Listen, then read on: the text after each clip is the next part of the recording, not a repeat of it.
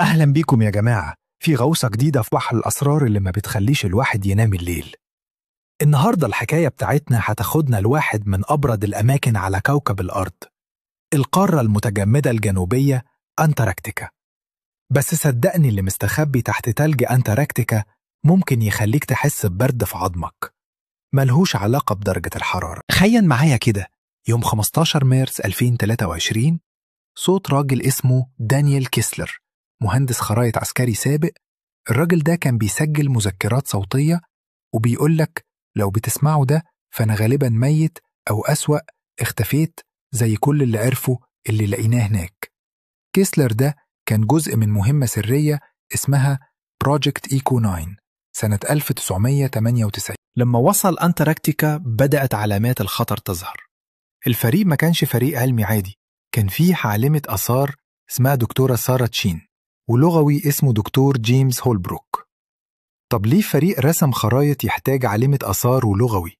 الإجابة الصدمة جت بعد أيام قليلة. أجهزة الرادار اخترقت التلج لمسافة 2 كيلومتر وما كانتش بتوري طبقات جليد أو صخور طبيعية، لأ، كانت بتوري مباني أنماط هندسية زي مدن مترتبة في دوائر حوالين ساحة مركزية. المدن دي كانت ضخمة، بعض المباني بيوصل قطرها لأكتر من 300 متر. المسؤولين في المهمة وعلى رأسهم الجنرال باتريشيا موريسون اعترفوا إن ده اللي جايين عشانه بجد. الأقمار الصناعية كشفت عن حرارة غير طبيعية تحت التلج، حرارة صناعية. المنشآت دي بتمتد لحوالي 6.5 كيلو متر تحت التلج ومصنوعة من حجر ومعدن مش معروفين ليه. الدكتور هولبروك قال إن الأنماط الهندسية دي بتطابق مفاهيم رياضية قديمة جدا، بس بتكنولوجيا ما كانتش ممكنة في الزمن ده. والمفاجأة الأكبر كانت إن أمريكا ما اكتشفتش المكان ده لوحدها. الحكومة الأمريكية كانت عارفة بوجود المنشآت دي من سنة 1947 في عملية اسمها هاي جامب، وحتى الاتحاد السوفيتي اكتشفها سنة 1956، والصينيين كمان كانوا بيعملوا مسح من 1987. كيسلر اكتشف إن في ملفات بتقول إن في بعثة سوفيتية أمريكية مشتركة سنة 1956 دخلت المنشآت دي، والنتيجة كانت كارثية. من 47 فرد نزلوا، 12 بس رجعوا واتحطوا في مصحات عقلية. واحد منهم قدر يهرب صورة لساركوفاج مفتوح، والشخصية اللي جواه واقفة وباين عليها إنها عايشة. الموضوع مش مجرد مدينة مدفونة، ده حضارة كاملة، ذكاء غير بشري كان بيراقب كوكبنا من آلاف السنين. حضارات قديمة زي السومريين والمايا والمصريين كانوا على علم بالكيانات دي وكانوا بيستمدوا منهم المعرفة. كيسلر اكتشف إن النبوءات القديمة بتتكلم عن عودة سادة الجليد لما التلج يدوب.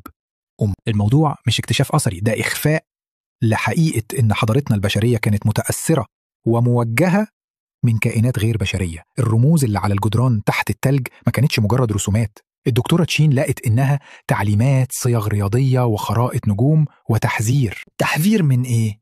تايم لاين بينتهي سنة 2023، مش نهاية العالم لكن بداية ظهورهم.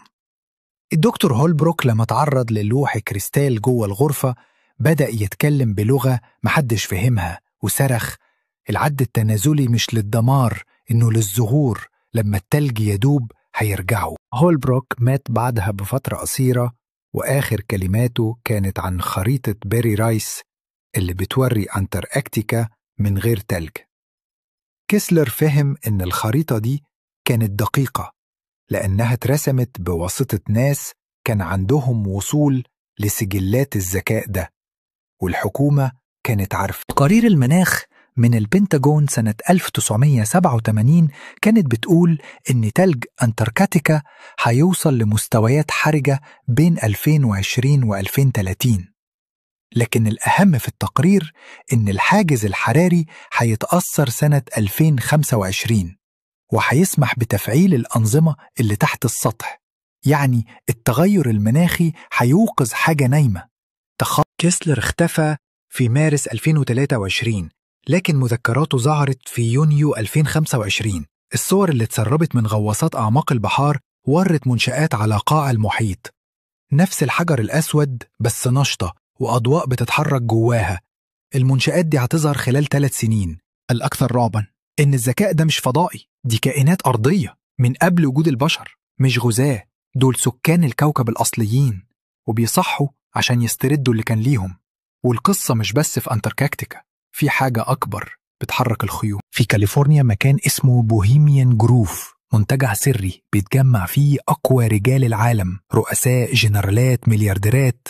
صحفي اسمه إيلاي جرانجر دخل هناك متخفي، واللي شافه كان مرعب. طقوس مرعبة حوالين تمثال بومة ضخم، بيعملوا حاجة اسمها حرق الاهتمام، بيحرقوا تمثال لطفل، وجرانجر شك إنه كان طفل حقيقي. وبعد الطقس مجموعة صغيرة بتدخل دايرة سرية وبيتكلموا بلغة قديمة. مش بيخدموا أمريكا، دول بيخدموا كيانات بتنتظر في الأعماق، بيخططوا حروب، أوبئة، قوانين، وكل حاجة بتحصل في العالم كانت مرتبة. بيجهزوا العالم لحاجة جاية وبيخدموا سادة مش من عالمنا. هل سمعت عن حادثة ممر دياتلوف؟ 9 متسلقين ماتوا بطريقة غريبة، الخيمة متقطعة من جوه وجثث بتشوهات مرعبة وإشعاع على الهدوم.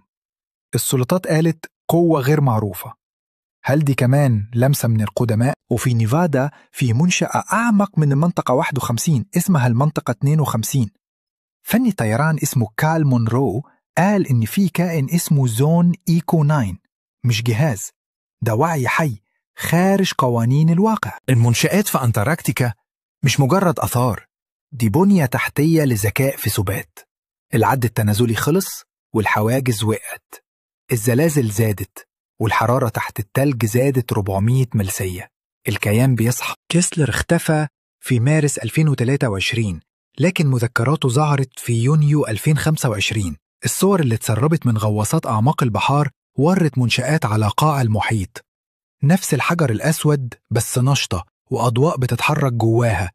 المنشآت دي هتظهر خلال 3 سنين. احنا داخلين على مرحلة البشرية فيها هتكتشف إنها عمرها ما كانت لوحدها. والسؤال مش هم راجعين ولا لأ، السؤال هو هل إحنا مستعدين، لأن الكوكب ده ما كانش بتاعنا يوم.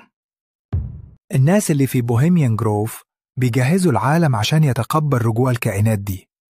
مش صدفة إن كل ده بيحصل مع بعض. الأجسام الطائرة، الإشارات، الكائنات البحرية، كلها علامات. لو دانيال كيسلر كان صادق فإحنا مش في نهاية الحكاية، إحنا في أول صفحة. استعدوا، لأن اللي جاي هيغير كل حاجة إحنا نعرفها عن التاريخ والوعي وعن نفسنا.